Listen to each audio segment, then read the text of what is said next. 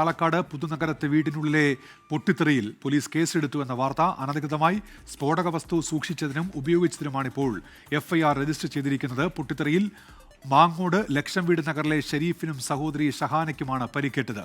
ശ്രീജിത്ത് ശ്രീകുമാറിനുണ്ട് പാലക്കാട് എന്ന വിവരങ്ങളുമായി. ശ്രീജിത്ത്, കേസെടുത്തിരിക്കുന്നു, എന്തൊക്കെയാണ് വിവരങ്ങൾ?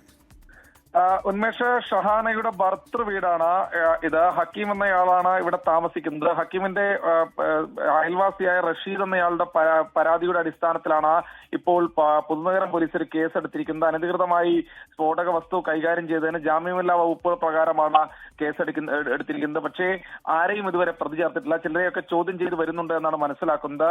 തൊട്ടടുത്തൊരു മരണ വീട്ടിലെ ചടങ്ങിനെത്തിയതായിരുന്നു പുതുനഗരം സ്വദേശിയായ ഷെരീഫാണ് ഇത്തരത്തിൽ ആ വീട്ടിനുള്ളിലേക്ക് കയറിയത്. അതായത് പെങ്ങളുടെ വീടാണ്, സഹോദരിയുടെ വീടാണ്. സഹോദരിയുടെ ഭർത്താവ് അടക്കമുള്ള ആളുകളാണ് അവിടെ താമസിക്കുന്നത്.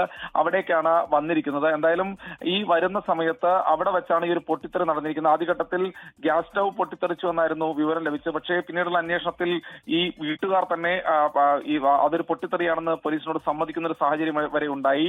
എന്തായാലും ഈ വീട്ടുകാർക്ക് SDPI ബന്ധമെന്ന് BJP നേതാക്കൾ ആരോപിച്ചു കഴിഞ്ഞു. BJPയുടെ സംസ്ഥാന നേതാക്കൾ അടക്കം ആ വിഷയം ഉയർത്തുകയാണ്. കാരണം അവർക്ക് പാലക്കാട് വടക്കന്തറ സ്കൂളിലെ സ്ഫോടനവുമായി ബന്ധപ്പെട്ട് അവർ പ്രതിരോധത്തിൽ നിൽക്കുകയാണ്. സ്വാഭാവികമായി തിരിച്ച് വലിയ രാഷ്ട്രീയ അവസരം അവർക്ക് കൈവന്നിരിക്കുകയാണ്. എന്തായാലും ഈ വിഷയത്തിൽ പോലീസ് ഒരു രാഷ്ട്രീയമൊന്നും ഇപ്പോൾ പറയുന്നില്ല. അതൊരു പന്നിപ്പടക്കമാണ് എന്ന തരത്തിലുള്ള വിവരങ്ങൾ നൽകുന്നുണ്ട്. പക്ഷേ എങ്ങനെയാണ് ഈ സ്ഫോടക ശേഖരം ഈ വീടിനുള്ളിൽ വന്നതിനെ കുറിച്ചും അന്വേഷണം നടത്തുന്നുണ്ട്. എന്തായാലും ഇപ്പോൾ പോലീസ് കേസെടുത്തിട്ടുണ്ട്.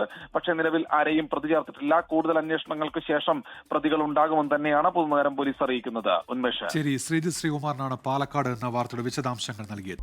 ലോകത്തെവിടെയായാലും ഏത് സമയത്തും 24 വാർത്തകളും ഓഗ്മെന്റഡ് റിയാലിറ്റി പാക്കേജുകളും എക്സ്പ്ലെയിനറുകളും വിശദമായി കാണാൻ ഞങ്ങളുടെ YouTube ചാനൽ നിങ്ങൾക്ക് സബ്സ്ക്രൈബ് ചെയ്യാം.